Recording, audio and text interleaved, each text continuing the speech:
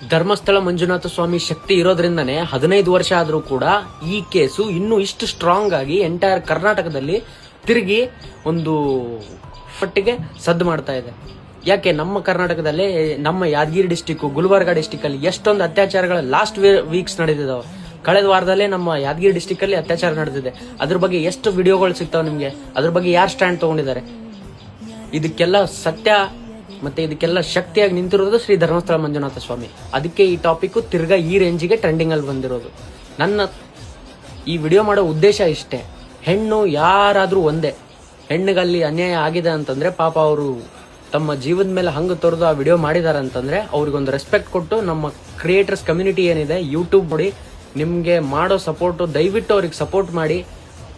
At least ಇಷ್ಟು ವರ್ಷ ಆದ್ಮೇಲೆ ಈಗ ಬಂದಿರೋ ಈ ಟಾಪಿಕ್ಗೆ ಒಂದು ಅಂತ್ಯ ಕಾಣಿಸೋಣ.